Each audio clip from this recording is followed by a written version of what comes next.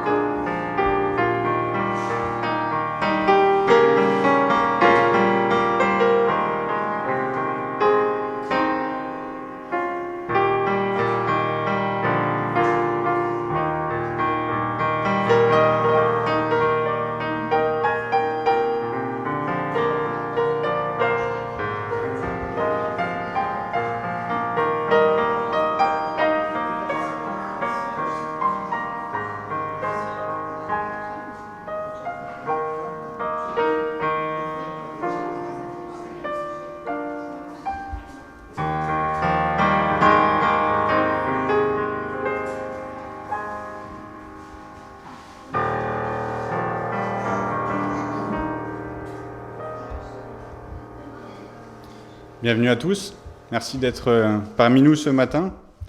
Je vous propose de commencer ensemble par la prière et après on chantera un premier chant. Seigneur, nous voulons te remercier parce que nous avons cette liberté ce matin de nous réunir devant toi. Merci parce que on veut aussi être à ton écoute et chacun a besoin d'une parole d'encouragement, d'une parole pour avoir sa foi qui est fortifiée. Et nous te demandons ce matin d'agir dans nos cœurs pour qu'on puisse repartir chacun avec ce dont nous avons besoin. Tu connais les besoins de chacun, on sait que tu réponds, on sait que tu pourvois. Et nous voulons te passer ce moment pour te rendre gloire, pour te rendre la gloire qui t'est due. Te remercier aussi parce que tu as envoyé Jésus-Christ sur la croix pour mourir à notre place, pour nous montrer cette preuve d'amour parfaite et que toute la gloire te revienne ce matin. Bénis ce moment et que tu puisses conduire les cœurs de chacun pour qu'on puisse être attentif à ce que tu as à nous dire. Au nom de Jésus-Christ. Amen. Alors je vous propose de prendre un premier cantique qui nous parle de la fidélité de Dieu et si vous le voulez bien, vous pouvez vous lever pour qu'on puisse ensemble chanter ce cantique. Un cantique qui nous parle de la fidélité de Dieu, dont on voudrait se rappeler ce matin.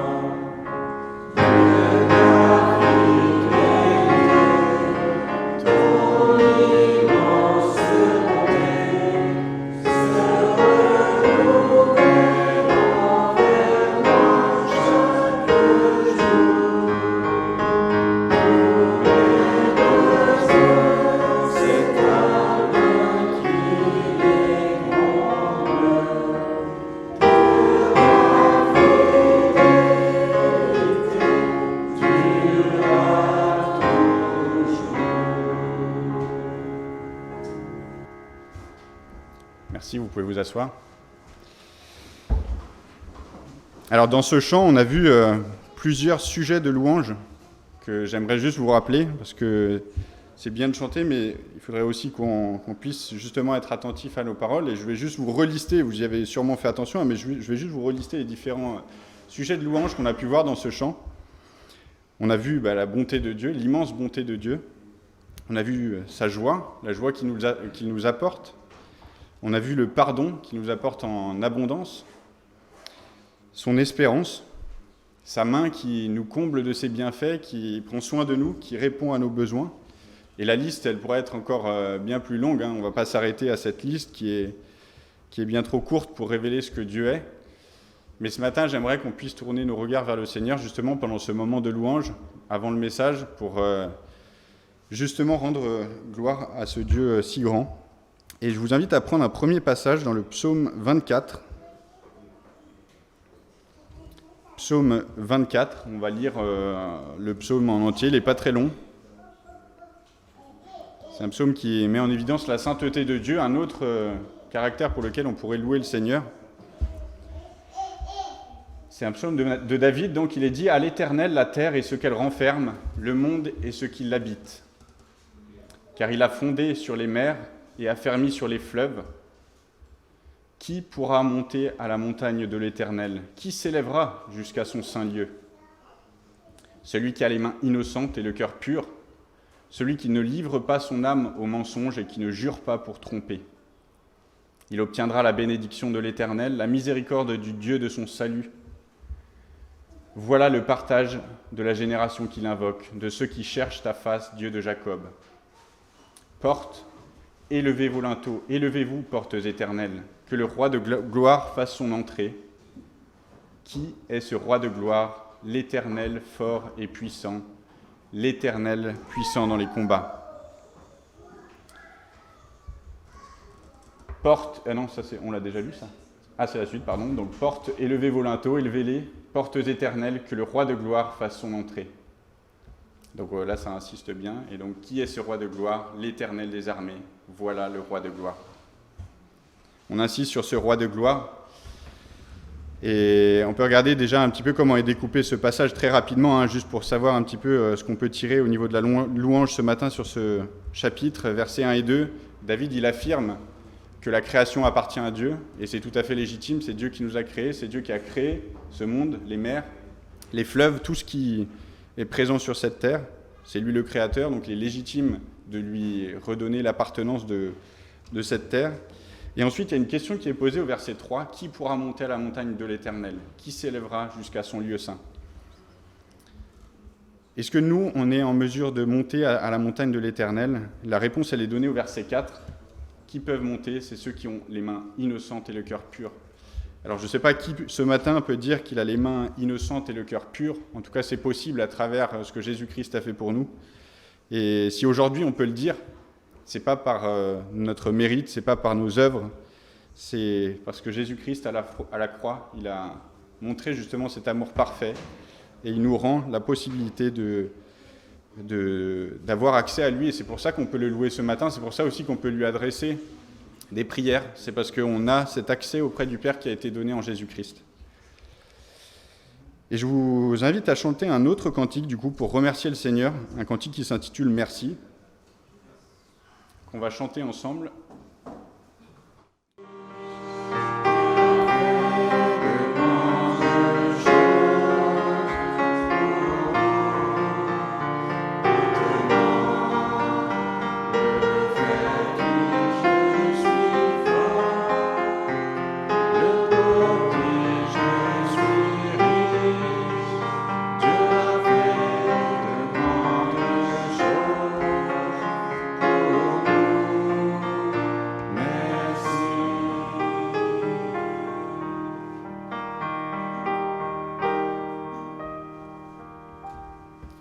Merci, vous pouvez vous asseoir. Alors, est-ce qu'il y a des nouvelles personnes qui nous visitent ce matin? Je ne crois pas. Si, peut-être devant. Est-ce que c'est la première fois que vous êtes là? C'est la première fois que vous venez? Non, d'accord, ok, désolé. Bon, bah du coup. Non, je parlais devant, ouais. En tout cas, bienvenue à chacun. Ah, peut-être, c'est pas la première fois? C'est pas la première fois. D'accord, ok. Bon, c'est moi. Désolé, j'ai une mauvaise mémoire. Pour rappel, du coup, pour ceux qui ont à cœur de donner quelque chose pour le Seigneur, la boîte à offrandes, elle est au fond de la salle, donc en sortant, pour ceux à qui le Seigneur a mis à cœur cela. Et du coup, on va passer aux annonces. Donc, comme je l'ai dit, le groupe de louanges est réduit. Pourquoi? Parce que Ando, Emma, Fanny et les autres sont au camp de préado à Anote. Donc, vous pouvez prier pour ce camp aussi, du 8 au 20 août. Donc, il rentre la semaine prochaine. Ando sera de retour la semaine prochaine, donc pour l'instant il n'y aura pas de permanence cette semaine, ni d'études bibliques le mercredi, ni de cellule de maison vendredi. Ça reprendra au retour de Ando. Tout à l'heure, il y a l'église qui occupe les locaux l'après-midi, russophone, qui souhaite commencer son culte à 14h. Donc ceux qui souhaitent manger ici le peuvent, mais si vous pouvez du coup libérer les locaux avant qu'ils démarrent, ça serait pas mal, je vous le rappellerai tout à l'heure à la fin du culte. Et du coup, je vous invite à prendre, avant de laisser la place à Olivier pour le message, je vous invite à prendre un cantique. Quand le vol de la tempête, 336 dans la toile à gloire. Et je vais laisser les enfants, du coup, aller à l'école du dimanche pour ceux qui sont là. Il n'y a pas grand monde au mois d'août.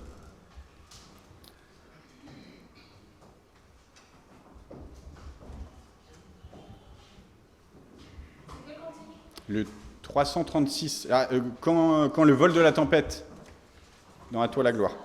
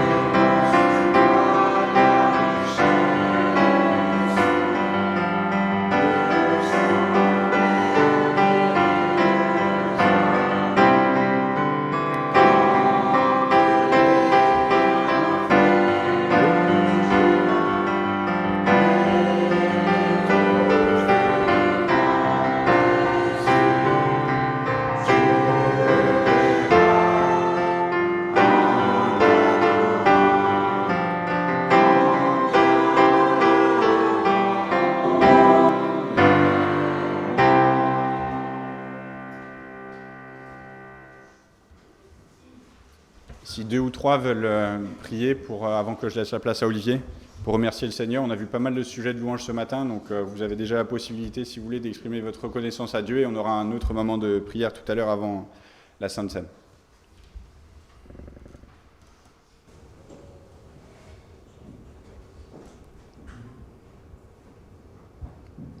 Seigneur, nous voulons prier pour notre frère Olivier qui va apporter ta parole.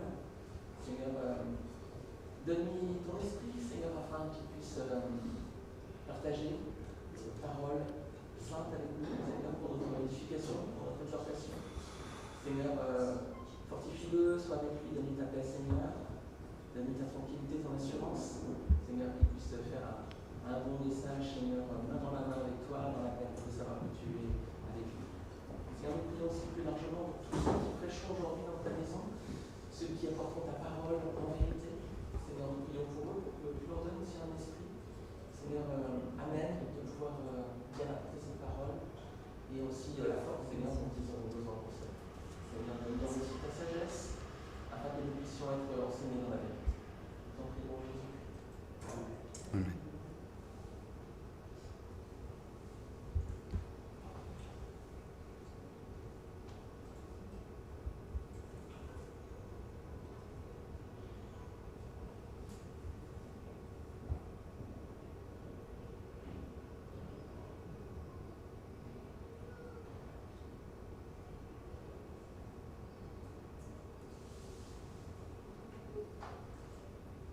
Seigneur, merci pour ce temps que tu nous accordes d'être là devant toi, Seigneur, pour t'entendre ta parole, Seigneur, et te louer, Seigneur, au travers de notre présence ici, Seigneur, avec toi dans ta maison. Bénis, Seigneur, chacun d'entre nous qui nous sommes là. Ouvre, Seigneur, nos cœurs pour soit disposés, Seigneur, à entendre ce que tu as à nous dire, à nous enseigner, à nous encourager pour notre vie au quotidien, Seigneur. Bénis, Seigneur, ton Église, bénis toutes les églises dans le monde, Seigneur, des enfants, Seigneur, qui prennent le risque dans des endroits très lointains pour apporter ta parole. Seigneur, sois avec eux aussi ce dimanche matin, dans ce jour, Seigneur, où nous qui se lève devant toi pour te louer et t'adorer, ce Dieu merveilleux que tu es. Seigneur, béni soit-toi, au nom de Jésus-Christ. Amen.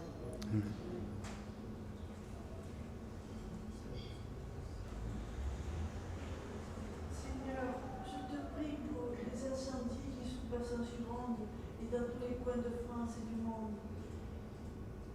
Essaye de faire en sorte qu'il n'y ait plus d'incendies, de soutenir les pompiers, tout ça, qui donnent leur vie pour sauver le pays. Notre Père qui es de cieux, ton nom se sanctifie, que ton règne vienne, que ta volonté soit faite sur la terre comme au ciel. Donne-nous aujourd'hui notre pain de ce jour. Pardonne-nous nos offenses, que nous pardonnons aussi à ceux qui nous ont offensés. Ne nous soumets pas à la tentation, mais délivre-nous du mal, ainsi soit-il.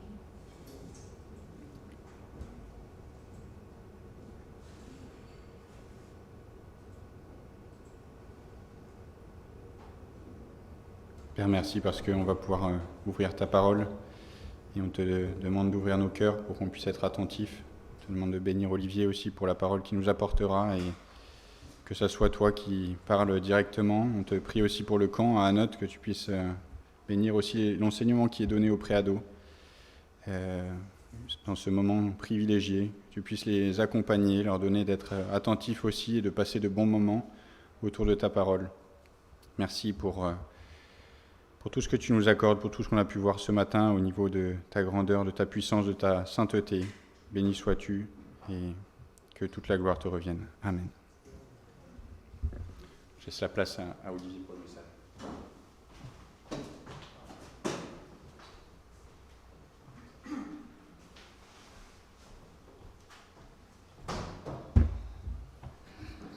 Eh bien, bonjour à tous, chers amis. C'est une grande joie pour moi d'être avec vous ce matin. Pour ceux qui ne le savent pas, donc, je suis le frère de Véronique Rubéo, que je pense tout le monde connaît. J'habite à Annecy. Je suis professeur d'anglais dans un collège. Et je connais votre église en gros depuis que Véronique et Lucas y sont, donc ça fait déjà belle lurette, mais c'est la première fois que j'ai l'occasion d'apporter la parole et c'est vraiment un grand plaisir. Alors ce matin, on va parler d'un livre de la Bible dont on ne parle pas forcément très très souvent. C'est la dernière partie de la Torah, le 5e livre de la Bible, donc le Deutéronome. Et d'abord, j'aimerais vous dire que j'ai un petit problème avec le Deutéronome. C'est que dans ma Bible, j'ai bien Deutéronome, mais j'ai beau chercher, je n'ai pas trouvé un Théronome. Et donc, j'ai fait une petite enquête. Partir à la recherche de un Théronome. Pour ça, il faut qu'on s'intéresse au mot Deutéronome. Parce qu'en français, quand on dit Deutéronome, ça ne veut pas dire grand-chose. On a du mal à comprendre ce mot. Alors forcément, Deutéronome, ce n'est pas du français. Deutéronome, c'est du grec. C'est le mot deutéronomion. Je vous rassure, ce n'est pas le nom d'un nouveau variant de la Covid. Qu'est-ce que ça veut dire Deutéronome, deutéronomion? Eh bien, en français, ça veut dire une copie de la loi ou un double de la loi. Et en fait, on trouve le mot deutéronomion dans le texte lui-même, au chapitre 17, verset 18, quand il est dit que le roi d'Israël doit avoir toujours avec lui une copie de la loi. C'est marqué, il doit avoir un deutéronomion. Deutéronome, ce n'est pas une deuxième loi, au sens que ce serait une autre loi, mais c'est une reprise. C'est une explication de la loi pour une nouvelle génération, pour un nouveau contexte, pour une nouvelle étape de la vie du peuple. Donc, si Deutéronome, c'est une reprise et une répétition de la loi, ça veut dire qu'un Théronome, c'est tout ce qu'il y a avant. Donc, on a retrouvé un Théronome. C'est Exode, Lévitique, Nombre. Sans le savoir, nous avons tous un Théronome et Deutéronome dans nos Bibles. Ne cherchez plus. Alors bien sûr, si Deutéronome, c'est un nom grec, ça veut dire que ce n'est pas le titre d'origine. Ce n'est pas le nom original. Puisque le titre original en hébreu, c'est Devarim. Et Devarim, ça veut dire quoi? Ça veut dire les paroles. Pourquoi? Parce que ce sont les paroles de Moïse. Dans sa forme, le livre est un très long discours, une longue prédication de Moïse qui commence au chapitre 1, verset 6 et qui va jusqu'au chapitre 33, verset 29. Donc vous voyez, ces deux titres, hébreu et grec, sont très éclairants. Ils nous renseignent sur la forme et sur le fond. Sur la forme, c'est Devarim, des paroles de Moïse. Sur le fond, dans le contenu, c'est Deutéronomion, une reprise et une répétition de la loi pour un nouveau contexte. Mais la question qui se pose, c'est pourquoi? Pourquoi Moïse doit-il répéter la loi à ce moment-là de l'histoire du peuple? Je vous propose 3 raisons. D'abord, Moïse est sur le point de mourir. L'Éternel le lui a annoncé. À la fin du livre, il va monter sur une montagne, l'Éternel lui fera contempler le pays de la promesse, et il va mourir là sans pouvoir y entrer. Donc cette longue prédication, si vous voulez, c'est un peu son dernier message. C'est son testament, c'est ce qu'il a de plus important à transmettre au peuple de la part de l'Éternel à ce moment-là. Deuxième raison, les auditeurs. Qui sont-ils?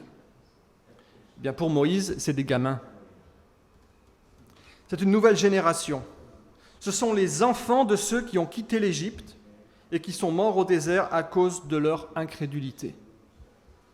C'est un peuple nouveau, c'est un peuple tout neuf, qui n'a connu ni l'Égypte ni l'Exode. Ils n'ont connu que le désert. Donc ils ont besoin d'entendre à nouveau d'où ils viennent, ce que l'Éternel a fait, la loi qu'il leur a donnée, et surtout ils ont besoin de contracter une nouvelle alliance avec Yahvé, avant de franchir le Jourdain et de conquérir enfin la terre de Canaan qui était promise à leurs parents. Et c'est justement là la troisième raison pour laquelle Moïse leur réexplique la loi et les exhorte à la suivre. C'est leur contexte. C'est ce qui les attend. C'est ce qu'ils vont vivre. Parce que c'est eux, la deuxième génération, qui va entrer dans la promesse. Ils sont au bord du Jourdain, ils sont dans les plaines de Moab. Sur l'autre rive, à l'ouest, c'est la terre promise à leurs parents. Leurs parents qui avaient vécu la libération de l'Exode. Mais leurs parents qui ont murmuré contre Moïse et contre Dieu, qui n'ont pas cru, qui ont eu peur et qui ont même à un moment refusé d'entrer dans le pays. Et l'Éternel leur a dit, vous allez demeurer et errer dans le désert jusqu'à ce que toute votre génération meure. Et c'est arrivé. Et aujourd'hui, c'est leurs enfants qui sont là, au bord du Jourdain. Et c'est eux qui vont entrer dans le pays promis pour y vivre. Pour y vivre en tant que peuple de l'Éternel. En tant que représentant de l'Éternel sur la terre. Le peuple de Yahvé.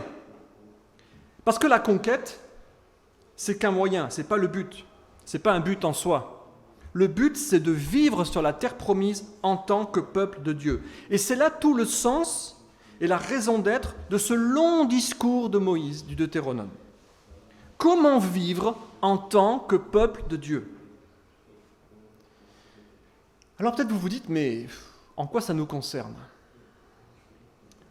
Pourquoi nous intéresser à un texte aussi ancien que le Deutéronome? Alors ce matin, avant d'étudier un texte, j'aimerais vous convaincre, non seulement que ça vaut la peine, mais que c'est même essentiel et fondamental. Et pour ça, on ne peut pas parler du Deutéronome sans parler de la place de ce livre dans la Bible, de son rôle dans la révélation. Parce que Deutéronome a un rôle fondamental dans la grande histoire biblique. Parce que mes amis, ce qu'il faut retenir, c'est que Deutéronome, c'est le cœur, c'est le centre de tout l'Ancien Testament. Pourquoi? Parce que tout ce qu'il y a avant vise et prépare ce moment-là où le peuple va entrer dans le pays promis. Et tout ce qu'il y a après va être évalué à l'aune de la théologie du Deutéronome, en fonction du Deutéronome. Parce qu'en fait, cette prédication de Moïse va fixer la théologie de toute la suite de la Bible. Le Deutéronome va fixer la théologie de l'Ancien Testament. Israël et les rois seront évalués en fonction de leur obéissance ou non à la loi du Deutéronome. Quelle est la théologie de David, de tous les psalmistes? Celle de Deutéronome. Par exemple, quand on lit en psaume 119 que David chante « J'aime ta loi, je garde tes préceptes, je suis tes commandements », il parle de quoi? Il parle du Deutéronome. La théologie des prophètes de Juda et d'Israël, avant l'exil, pendant l'exil, après l'exil, c'est quoi? C'est Deutéronome. Quand ils implorent le peuple de revenir à l'Éternel, de se réformer, d'obéir à la loi, ils font référence au Deutéronome. Le Deutéronome, c'est donc la base de leur théologie, c'est leur credo. Revenir à l'Éternel, c'est revenir à l'alliance du Deutéronome. Donc, je le redis, Deutéronome va fixer la théologie de toute la suite du récit biblique. Donc, c'est important. Et dans la suite du récit, il y a Jésus, juif de Galilée, membre du peuple d'Israël. Jésus a grandi, Jésus a vécu avec ce cadre-là, avec cette base-là. La théologie de Jésus, c'est Deutéronome. Quand il est tenté par Satan dans le désert, quelles sont les phrases qui lui viennent naturellement? Le texte du Deutéronome, qu'il va citer 3 fois. Le Deutéronome, c'est le credo de Jésus. C'est sa théologie. Le Deutéronome, c'est probablement le livre de l'Ancien Testament le plus cité dans le Nouveau. On ne peut pas vraiment comprendre la suite de l'histoire d'Israël et ses relations mouvementées avec Dieu si on n'a pas une idée du contenu du Deutéronome. Pourquoi Israël est condamné à l'exil? Parce qu'ils n'ont pas obéi, ils n'ont pas suivi la loi du Deutéronome. Et là, d'ailleurs, la fin du livre va annoncer la suite de l'histoire et l'échec de l'alliance, en fait. Deutéronome, c'est donc le centre et le cœur de la théologie biblique. Et puis, c'est aussi le premier livre de la Bible qui aborde et qui développe des notions qui sont essentielles pour notre foi, à nous chrétiens. Par exemple, c'est le premier livre qui va développer la notion de l'amour de Dieu. C'est le premier livre qui aborde la question de la primauté de la motivation intérieure pour obéir à la loi, de l'intériorisation de la loi et du besoin d'avoir le cœur circoncis. Tous ces thèmes qui vont être repris et développés par les autres auteurs bibliques et qui vont trouver leur pleine réalisation dans la nouvelle alliance en Christ. Donc tout ça pour vous montrer qu'il y a tout un faisceau d'arguments qui rendent le Deutéronome incontournable. Et j'espère que ça vous donne envie de vous y plonger, de l'étudier et de le creuser. Alors maintenant, on va s'intéresser à un texte au chapitre 4, les versets 1 à 14. Deutéronome 4, 1 à 14. Donc les 3 premiers chapitres, c'est un récapitulatif de l'histoire, de tous les lieux où ils sont passés.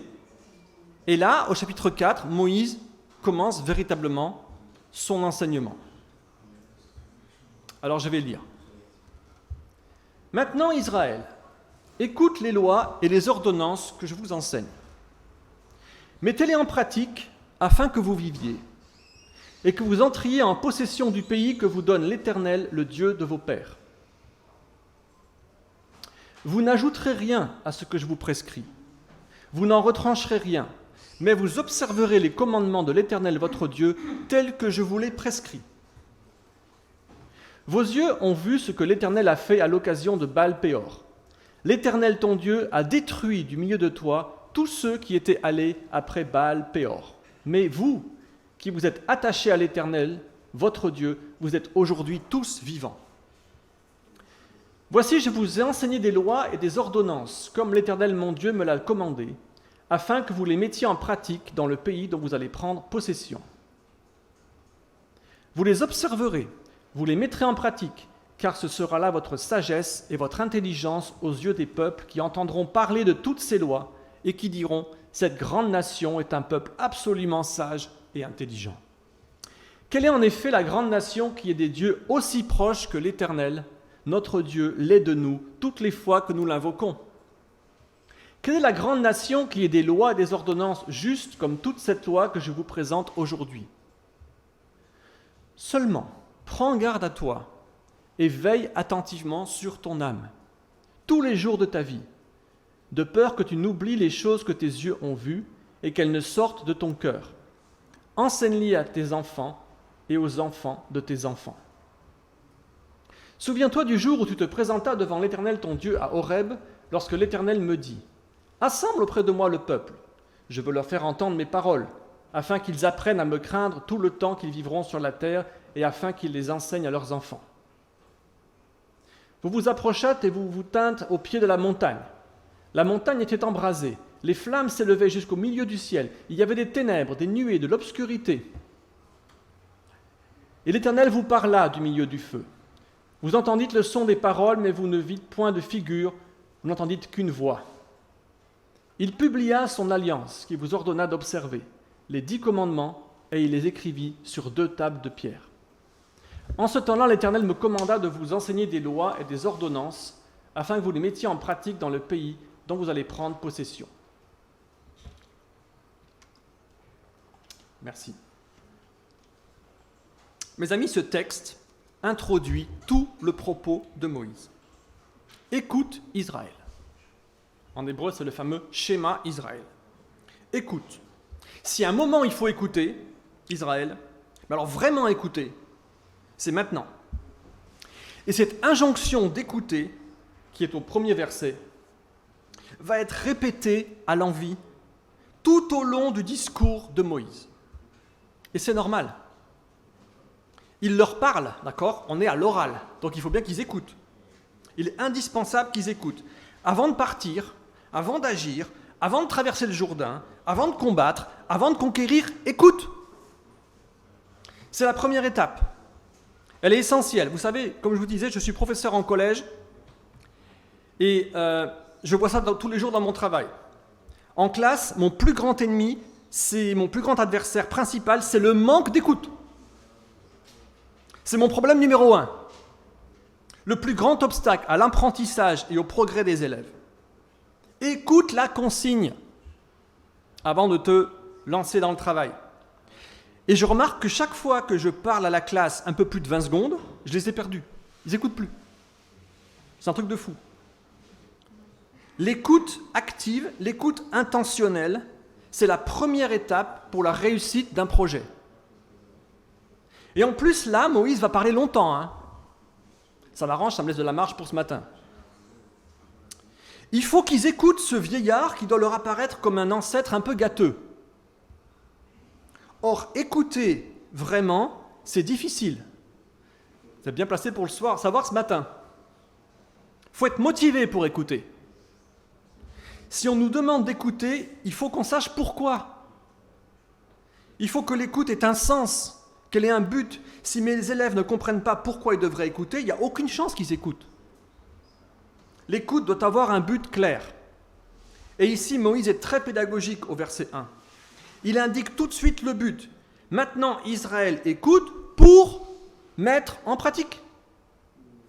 Pour mettre en pratique. Et il va insister plusieurs fois dans ce texte sur la mise en pratique. L'écoute, c'est bien, l'écoute, c'est essentiel, mais il ne faut pas en rester là. L'écoute vise l'action. L'écoute vise l'action. L'écoute a pour but la mise en pratique concrète de ce qui est transmis. L'écoute des paroles de Dieu transmises par Moïse a pour but la mise en pratique quand ils seront dans le pays promis. Et Moïse a des bonnes raisons d'insister, de très bonnes raisons. Il sait de quoi il parle, Moïse. Il s'est déjà fait avoir une fois. Il a été échaudé par la génération des parents. Et du verset 10 au verset 14, il rappelle aux enfants les événements qu'ont connus leurs parents au mont Sinaï. Ce jour où Yahvé lui a dit « Assemble auprès de moi le peuple, je vais leur faire entendre mes paroles, mes devarim, afin qu'ils apprennent à me craindre. » Et au verset 12, Moïse raconte « L'Éternel vous a parlé, vous avez entendu le son des paroles. » À Horeb, ils ont entendu. Ils ont entendu, ils n'ont pas écouté. C'est différent. Entendre, c'est pas écouter. Ils n'ont pas mis en pratique. Ils ont eu peur. Ils n'ont pas eu confiance. Ils ont plus cru les espions défaitistes et pessimistes que Dieu. Donc, vous voyez, Moïse sait de quoi il parle. Ça explique sûrement en partie pourquoi il va répéter tout au long du Deutéronome « Écoute Israël, écoute ». Une écoute de la parole active et intentionnelle, et non pas distraite, est indispensable pour la mise en pratique. Mais dans ce verset 1, il y a plus que ça. Parce que la mise en pratique non plus n'est pas le but ultime. Elle n'est qu'une étape intermédiaire. La mise en pratique, elle aussi, doit avoir un sens, une motivation supérieure. Parce que mettre en pratique pour mettre en pratique, ce serait du légalisme, et le Deutéronome n'est pas du tout là-dedans. Mettre en pratique, d'accord, mais dans quel but ? Alors on va relire l'enchaînement des idées du verset 1. Maintenant Israël écoute, première étape, pour les mettre en pratique, étape intermédiaire, les prescriptions et ordonnances que je vous enseigne, afin que vous viviez. Afin que vous viviez et que vous preniez possession du pays que vous donne l'Éternel. Voilà le but ultime. La motivation supérieure. Prendre possession de la promesse et vivre. Vivre selon Dieu, vivre en étant approuvé et béni par l'Éternel. C'est ça le but ultime de l'écoute et de la mise en pratique. En fait, c'est le but de tout le discours du Deutéronome. Vous voyez, en fait, ce verset 1, en vrai, c'est un concentré, c'est un condensé de tout le livre. La raison d'être du discours de Moïse dans le Deutéronome, c'est justement ça. Écouter pour mettre en pratique et ainsi vivre, choisir la vie, la vraie vie, la vie selon la volonté de l'Éternel. D'ailleurs, pour s'en rendre compte, il suffit d'aller voir la fin du discours, au chapitre 30, versets 15 à 20, je vais vous les lire. Regarde, je mets aujourd'hui devant toi la vie et le bien, ou la mort et le mal. En effet, je te prescris aujourd'hui d'aimer l'Éternel ton Dieu, de marcher dans ses voies, de respecter ses commandements, ses prescriptions et ses règles, afin de vivre, de te multiplier, afin que l'Éternel ton Dieu te bénisse dans le pays dont tu vas entrer en possession. Le but, c'est ça, c'est la vie selon Dieu. Choisis la vie afin que tu vives. C'est l'Éternel qui est ta vie. Je te commande de marcher dans ses voies afin que tu vives et que l'Éternel te bénisse dans le pays où tu vas entrer.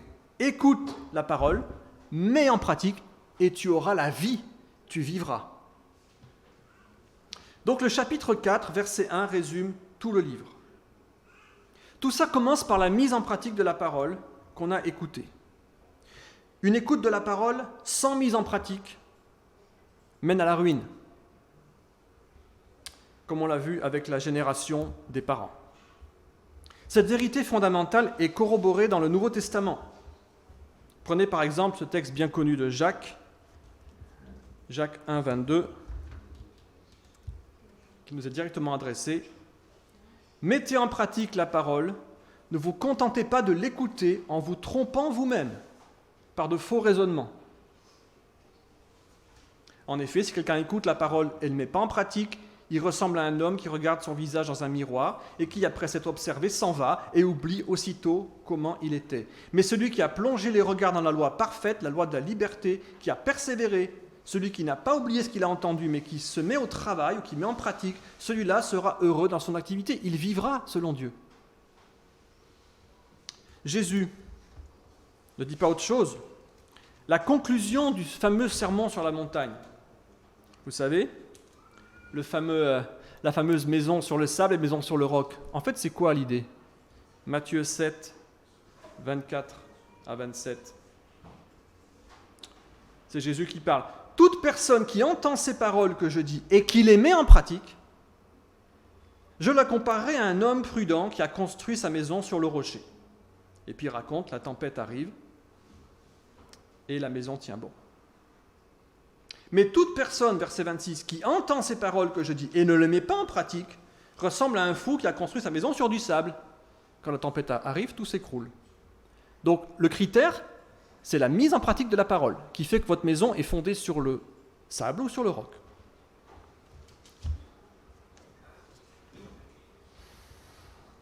Donc, ce que vous êtes en train de faire ce matin, là, devant moi, écoutez la parole, c'est bien, mais ce n'est pas un but en soi. Ce n'est pas un but en soi. Ce n'est que la première étape du processus. La parole de Dieu est faite pour être mise en œuvre. C'est sa raison d'être. Elle est parole de vie. Et je me dis, mais qu'en est-il de moi ? Qu'en est-il de nous qui sommes tellement habitués à entendre la parole 52 fois par an, au moins ? Ça devient quoi après tout ça ? Qu'est-ce que ça produit dans ma vie ? Est-ce que je suis un auditeur oublieux, frappé d'un Alzheimer spirituel ? Est-ce que nous sommes en train de bâtir sur du sable, juste avec des mots, des belles paroles ? C'est quand la tempête arrive que la réalité se révèle. Pour nous, comme pour Israël en son temps. Et quand vous lisez la suite de l'Ancien Testament, le constat est sévère, l'avertissement aussi. Le fait est qu'ils n'ont pas mis en pratique. Ils n'ont pas mis en pratique. Ils ont bâti sur du sable. Ils sont devenus religieux. Ah, ça, pour être devenus religieux, ils sont devenus très religieux. Mais sans la vie. Le résultat, c'est que cette terre promise, ils ont dû la quitter en exil et être soumis à des peuples ennemis de Dieu. Ne confondons pas la religion, l'esprit religieux et la mise en pratique de la parole. Ça n'a rien à voir. Ne nous trompons pas nous-mêmes. Ce n'est pas parce que nous serions religieux que nous mettons la parole en pratique. Mettre la parole en pratique, c'est la repentance et c'est l'œuvre de Dieu dans notre vie. La religion, c'est une œuvre humaine qui mène à l'exil, qui mène loin de Dieu. Si vous voulez vous en convaincre, lisez le dernier texte de l'Ancien Testament, le prophète Malachie. Vous verrez des gens très religieux, mais Dieu ne fait que des reproches. Alors ensuite, notre texte souligne un deuxième effet de la mise en pratique de la parole. Pour ça, on va laisser de côté le verset 1 et regarder le verset 6. Deutéronome 4, 6. Je vais vous le relire. Vous les respecterez, vous les mettrez en pratique, car ce sera votre sagesse et votre intelligence aux yeux des autres peuples. Lorsqu'ils entendront parler de toutes ces prescriptions, ils diront « Cette grande nation est un peuple vraiment sage et intelligent. » Parce que la mise en pratique de la parole donne la vie, de ce fait, elle va vous rendre différent. Elle va vous rendre différent. Elle va vous démarquer. Elle sera un signe distinctif par rapport aux autres personnes qui ne sont pas dans cette démarche. Et le texte dit, ce sera là votre sagesse et votre intelligence aux yeux des autres peuples, et ils seront interpellés. La mise en pratique de la parole, c'est la base, et c'est même la condition du témoignage. Parce que si je vis comme tout le monde, s'il n'y a pas de différence dans mon comportement, dans mes réactions, alors vaut mieux que je ne parle pas de ma foi. Parce que ça ne pourrait pas être reçu. À cause de l'incohérence entre mon comportement et mes paroles, on ne serait pas crédible. La première chose qui va toucher, qui va interpeller les gens autour de nous, ce n'est pas nos paroles, c'est la cohérence de nos vies. C'est la cohérence entre nos vies et nos paroles. On a besoin de cette cohérence déjà pour nous-mêmes, bien sûr, et puis pour les autres. C'est à condition qu'il y ait cette cohérence dans nos vies qu'on pourra dire pour l'Église comme pour Israël au verset 8, quel est le peuple qui ait des prescriptions et des ordonnances justes comme cette parole? Y a-t-il un peuple qui ait un message plus sage, plus juste, plus parfait, plus beau, plus libérateur que l'Évangile? Parce qu'attention, il y a d'autres messages. Il y a beaucoup d'autres messages très attirants, très attractifs. Beaucoup d'autres messages circulent et rencontrent du succès. Mais y en a-t-il un qui soit plus fort, plus puissant, plus beau que l'Évangile? Y a-t-il un autre message qui libère du péché et de la mort? Un autre message qui rende libre? Mes amis, si on est là aujourd'hui, c'est parce que nous croyons qu'il n'y a pas d'autre message qui rende libre.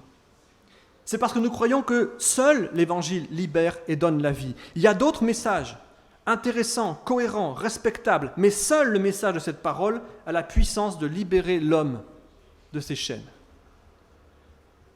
Et c'est exactement ça que les gens qui nous entourent, nos enfants, nos familles, nos collègues, ont besoin de voir, de constater en nous voyant vivre.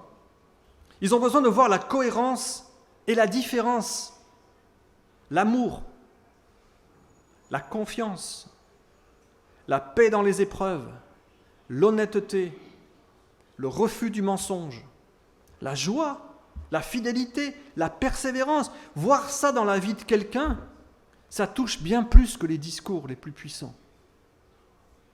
Mais une question se pose. Tout ça, est-ce que c'est le fruit de mes efforts?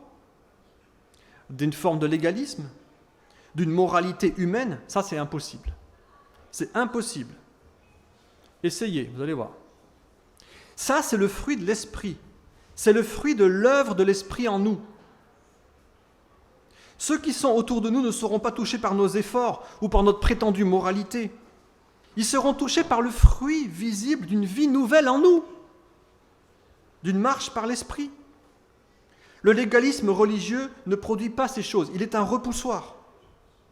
Ces fruits visibles sont produits en nous si nous sommes en Christ, si nous marchons par son esprit. Parce que j'ai une très bonne nouvelle pour vous ce matin. J'ai une très bonne nouvelle. La bonne nouvelle, c'est que Christ a vécu le Deutéronome pour nous. Christ a vécu le Deutéronome pour nous. Israël a échoué. Leur cœur n'était pas transformé. Pour eux, c'est resté une loi extérieure.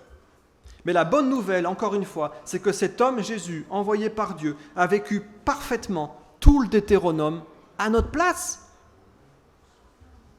Matthieu 5, 17, Jésus dit « Ne pensez pas que je sois venu abolir la loi et les prophètes.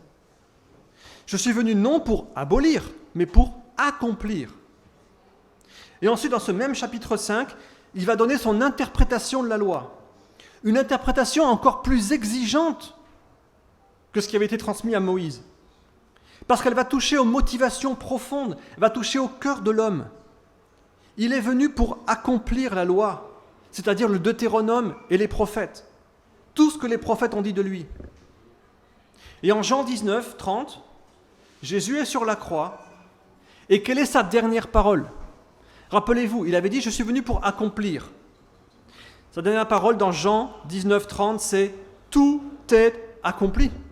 Tout est accompli. La loi et les prophètes. Il l'a accompli. C'était sa mission. C'était sa feuille de route. Il l'a parfaitement accompli. Il a parfaitement vécu les exigences du Deutéronome. Il a pris sur lui notre faillite à suivre la loi. Il a subi la sanction que nous méritions pour avoir enfreint cette loi. Et en échange, il nous donne son obéissance à la loi. Il nous donne sa justice. C'est fait. En Christ, nous sommes justes parce qu'il nous donne sa justice. Voilà le message libérateur de l'Évangile, mes amis. Tout est accompli. Il l'a dit. Tout est accompli pour nous. Ok, alors dans ce cas, on n'a plus rien à faire. On peut se laisser porter, se laisser aller puisqu'il a tout fait. Ah non. Nous avons une grande responsabilité. Je dirais même une responsabilité quotidienne. Celle de marcher par l'esprit, d'être en cohérence avec notre nouvelle identité. Et ça passe par quoi ? Eh bien, ça passe, cette fois-ci, par le verset 9 de Deutéronome 4. On a vu le 1, le 6, maintenant le 9. Seulement, prends garde à toi, veille attentivement sur ton âme, tous les jours de ta vie, de peur que tu n'oublies les choses que tes yeux ont vues et qu'elles ne sortent de ton cœur. Enseigne-les à tes enfants et aux enfants de tes enfants. Prends garde à toi, veille attentivement sur toi-même et sur ton cœur. Veille sur ton cœur. La cohérence passe par la vigilance. La cohérence passe par la vigilance. La cohérence ne se fera pas sans vigilance. Et ça, c'est tellement actuel, tellement important aujourd'hui. Avec Internet, disponible, 24/24, tout le temps, partout. Avec les réseaux sociaux, avec les chaînes d'infos, avec les séries, avec la musique, à disposition, à volonté, dans notre poche. Veille sur ton âme. En ce temps où l'image règne, où l'image a pris le pouvoir, où nous sommes sursollicités, où l'industrie du divertissement cherche à capter notre attention en permanence, veille sur ton âme. À une époque où les écrans ont pris le pouvoir, alors que nos yeux sont captivés, sont insatiables, ne sont jamais satisfaits, en veulent toujours plus, veille sur ton âme, tous les jours de votre vie, il dit. De peur que nous n'oublions. Que nous oublions les événements que nos yeux ont vus, l'Évangile, et qu'ils s'éloignent de nos cœurs. Pour eux, c'était la révélation de Dieu au mont Sinaï. Pour nous, c'est la révélation de Dieu en Christ, la croix, l'Évangile. Nos cœurs sont pleins de ce que nos yeux y mettent. Je vois ça pour moi, tous les jours. Nos cœurs sont remplis de ce que nos yeux y mettent. Et à force de passer nos journées à y mettre d'autres choses, immanquablement, ces autres choses vont finir par prendre de plus en plus de place. De quoi est-ce que nous nous remplissons ? J'ai besoin de ce verset 9 chaque jour, d'apprendre la vigilance. J'ai perdu beaucoup de batailles. Mes yeux sont insatiables, attirés par tellement d'autres choses. Veillons chaque jour sur nos âmes. C'est une bataille quotidienne. En prendre conscience, c'est déjà une grande partie du chemin. Nourrissons-nous de la parole, qui seule peut satisfaire nos âmes et nous donner la vie, si nous la mettons en pratique. Ne restons pas seuls aussi avec ça. L'Église est un corps. Entourez-vous de frères et sœurs pour partager, pour prier, pour lutter, pour veiller ensemble. Pour veiller ensemble, pour prendre garde ensemble. Un jour, c'est vous qui aurez besoin. Un jour, ce sera l'autre. Et puis, comme il le dit, invoquons le Seigneur. Invoquons le Seigneur. Car aucune autre communauté au monde n'a des dieux aussi proches d'elle que l'Éternel, notre Dieu, l'est de nous toutes les fois que nous l'invoquons. Personne au monde n'a un Dieu plus proche que nous quand nous invoquons notre Seigneur. Les dieux d'Internet, les dieux des réseaux sociaux, les dieux de l'info, les dieux des médias, les dieux du divertissement sont des pansements passagers qui ne vous connaissent pas, qui ne vous aiment pas, qui cherchent juste votre attention, vos clics, vos likes, pour faire de l'argent. Le Seigneur Dieu, lui, vous connaît, vous aime. Il a donné son Fils en sacrifice pour vous couvrir de sa justice, pour vous donner son obéissance à la loi du Deutéronome. Il a tout accompli. Alors, peuple de Dieu, écoute la parole, mets-la en pratique par l'Esprit, afin que tu vives, afin que tu entres en possession du pays que te donne l'Éternel. Et ce pays, pour nous, c'est le salut, c'est l'espérance, c'est la vie éternelle. En lui, tu ne manques de rien. En lui, tu es en paix. Il restaure ton âme. Il te conduit dans les sentiers de la justice. Demeure en lui. En fait, veiller sur ton âme, ça veut dire demeure en lui, un petit peu. Demeure en lui. C'est ça notre responsabilité. Demeurer en lui. Vous vous rappelez ce qu'a dit Jésus ? Celui qui demeure en moi, comme moi en lui, portera beaucoup de fruits. Pour conclure, je vais simplement relire 2 extraits de Deutéronome 4, verset 7 jusqu'au début du verset 9. Quelle est en effet la grande nation qui est des dieux aussi proches que l'Éternel notre Dieu l'est pour nous toutes les fois que nous faisons appel à lui ? Quelle est la grande nation qui ait des prescriptions et des règles aussi justes que toute cette loi que je vous présente aujourd'hui ? Seulement, fais bien attention à toi, veille attentivement sur toi-même tous les jours de ta vie, afin de ne pas oublier ce que tes yeux ont vu, de ne pas le laisser sortir de ton cœur. Amen.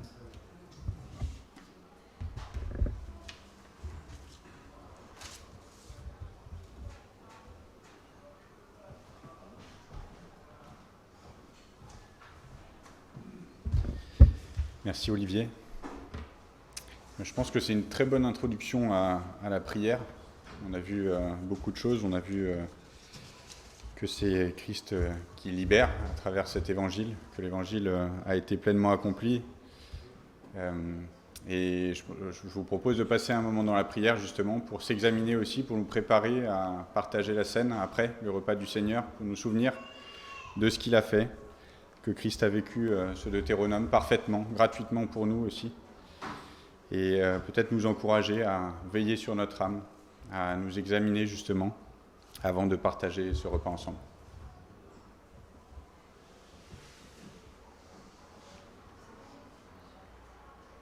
Oui, merci Seigneur, la parole est divine. Merci Seigneur pour cette union. Que tu dois ouvrir ta parole. Et nous croyons le pouvoir du Saint-Esprit qui travaille dans chaque cœur ce matin. Nous te prions Seigneur pour que nous puissions être obéissants à ta parole. Et nous te remercions pour Jésus-Christ, ton Fils aimé, qui a pris notre place, notre condamnation. Il a observé la loi pour que nous puissions regarder vers Jésus et reconnaître son nom qui est sur tout le nom, et que nos genoux se fléchira maintenant pour acclamer et dire que le Seigneur Jésus est le Seigneur de notre vie, il est notre Sauveur. Merci Seigneur pour ta parole. Merci pour la promesse qui est la vie avec toi. Merci Seigneur pour ton sang précieux. Merci pour ton Église et nous te remercions Seigneur pour ceux qui sont là. Nous te prions que tu les bénis et que tu Seigneur habites à chaque cœur parce que c'est ton esprit. C'est par ta grâce, c'est seulement par ta grâce pour que nous ne puissions rien. Mais nous croyons que nous serons plus vainqueurs en Jésus-Christ, notre Seigneur. Nous te prions aussi, Seigneur, pour ceux qui ne sont pas là. Tu connais les motifs, mais nous prions, Seigneur, que tu leur bénis et visite, oh Seigneur. Visite aussi à ceux qui sont malades, que tu touches, oh Seigneur. Merci encore, merci. Nous réjouissons dans ta parole. Merci, Seigneur, pour ton serviteur. Merci pour ton Église aujourd'hui. Et nous te prions, Seigneur, aussi que nous puissions être témoins, les témoins, pour témoigner l'Évangile, qui est le pouvoir, oh Seigneur. Merci encore aujourd'hui, au nom de Jésus. Amen. Amen.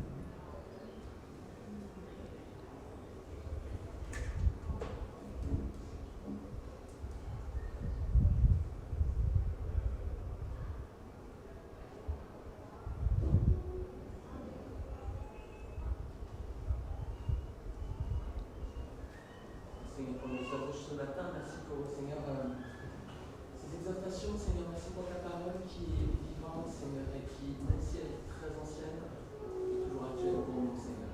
Et elle nous parle autant à nous qu'au peuple autrefois.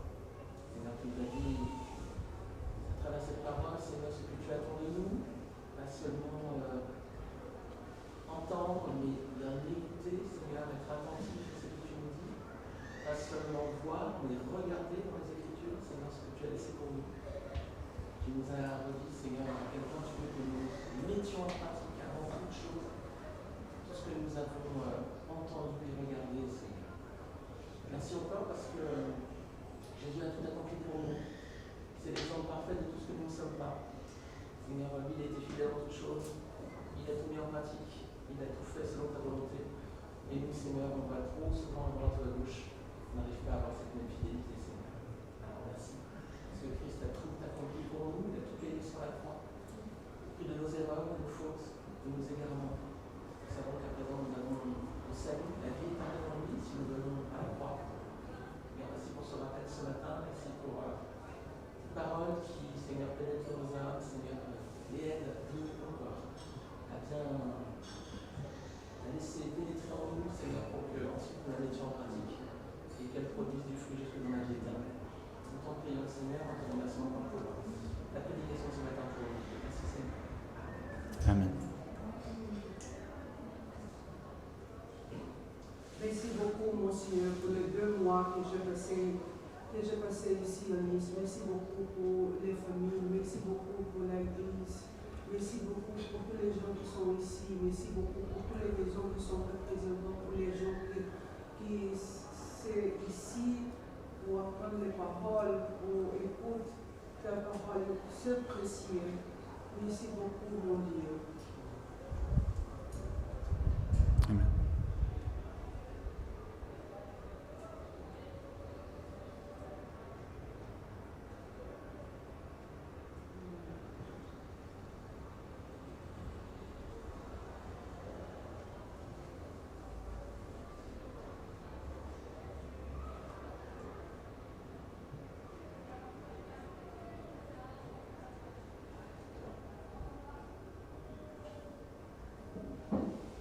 Merci pour ta parole parce qu'elle parle, Seigneur.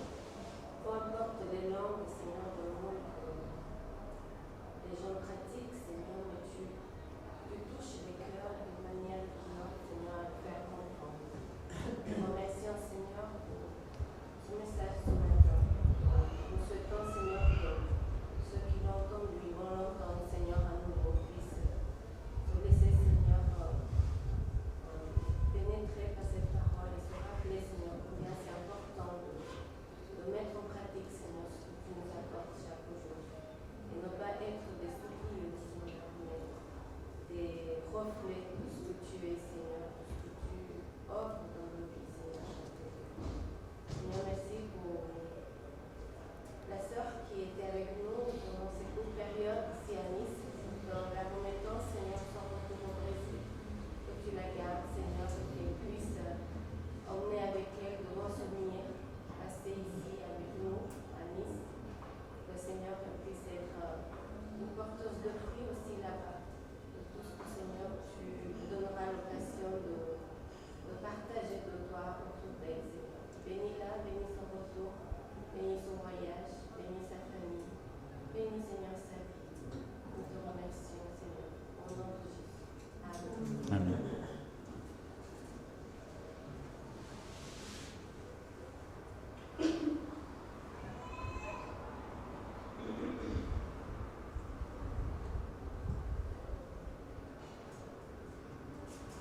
Seigneur, merci parce que malgré nos infidélités, tu nous as aimés et on n'a pas été meilleurs que le peuple d'Israël, qui lui a été infidèle, on l'est aussi. Et on te remercie pour ta patience envers nous, on te remercie parce que malgré ça, tu as accepté d'envoyer Jésus-Christ pour mourir à la croix. Son sang a coulé pour nous et son corps a été meurtri. Merci pour ton accompagnement au quotidien aussi. C'est vrai que c'est un combat quotidien, mais tu le mènes avec nous et on te remercie parce que à la croix, tu as été victorieux sur la mort, sur le péché. Et on veut s'en souvenir ce matin. Merci pour tout. Au nom de Jésus-Christ. Amen. Alors avant de partager le repas du Seigneur, je vais vous inviter à prendre un passage dans Hébreux 9, les versets 11 à 14. On a déjà eu une très bonne introduction à finalement partager ce repas ce matin avec ce que Olivier nous a partagé. On prend juste un court verset dans Hébreux 9. À partir du verset 11, il est dit « Mais Christ est venu comme souverain sacrificateur des biens à venir. Il a traversé le tabernacle le plus grand et plus parfait, qui n'est pas construit de main d'homme, c'est-à-dire qui n'est pas de cette création. Et il est entré une fois pour toutes dans le lieu très saint, non avec le sang des boucs et des veaux, mais avec son propre sang, ayant obtenu une rédemption éternelle. Car si le sang des taureaux et des boucs et la cendre d'une vache répandue sur ceux qui sont souillés sanctifient et procurent la pureté de la chair, combien plus le sang de Christ, qui par un esprit éternel s'est offert lui-même sans tache à Dieu, purifiera-t-il votre conscience des œuvres mortes, afin que vous serviez le Dieu vivant. » Et le verset 13 fait référence au sacrifice qui était fait une fois par an par le souverain sacrificateur lors de la fête des expiations. Et une fois par an, le souverain sacrificateur entrait dans le lieu très saint du tabernacle pour apporter ce sacrifice pour lui d'abord et pour les péchés du peuple. Mais ce passage, il nous rappelle qu'on n'a plus un sacrifice annuel à réaliser pour avoir accès auprès de Dieu, mais que ce sacrifice, il a été accompli à la croix parfaitement et qu'on n'a plus à y revenir. On peut dépendre de ce qui a été fait à la croix. Et ce matin, j'aimerais qu'on s'en souvienne justement à travers les symboles qu'on va partager. Le jus de raisin qui symbolise le sang qui a coulé à notre place et le pain qui représente le corps de Christ qui a été brisé. Ce sont des symboles, mais qu'on puisse les prendre en sachant que c'est pas par habitude qu'on veut faire ça, mais qu'on veut vraiment s'en souvenir parce que ce que Jésus-Christ a fait pour nous a une portée éternelle et c'est ça qui nous donne la vie éternelle. Alors ceux qui sont passés à travers les eaux du baptême, qui ont pu confesser publiquement de leur appartenance à Christ, je vous invite à vous lever, qu'on puisse prendre ensemble ces symboles et après on prendra un chant.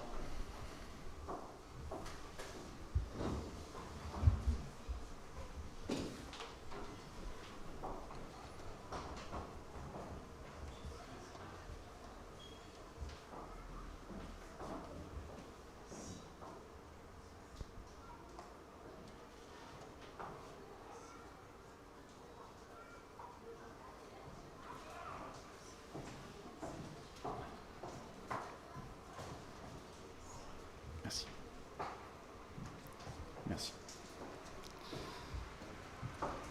Je vous invite à prendre le jus de raisin qui représente justement ce que Jésus-Christ a fait pour nous, que son sang a coulé, qu'il a souffert à notre place, et que cette condamnation, comme l'a dit Olivier, elle nous revenait, mais il a accepté de la prendre par amour pour nous. Prenons la coupe.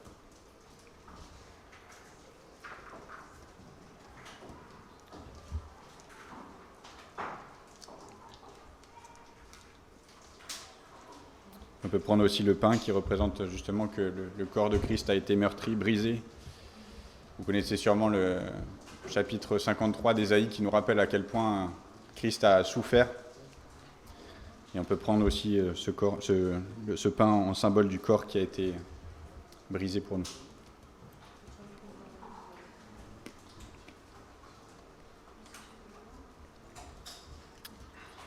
On va prendre un cantique. Agneau de Dieu, messager de la grâce, le cantique 236 dans À toi la gloire. Et du coup, vous pouvez tous vous lever pour qu'on puisse ensemble prendre ce cantique. Agneau de Dieu, messager de la grâce.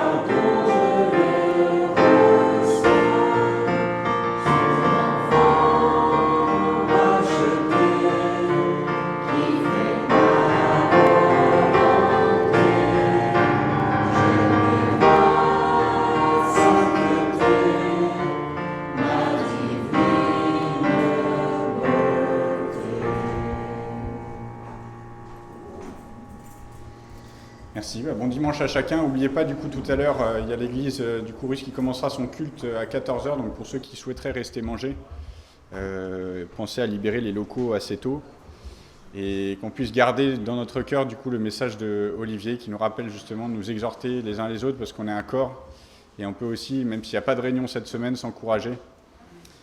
Bon dimanche à chacun.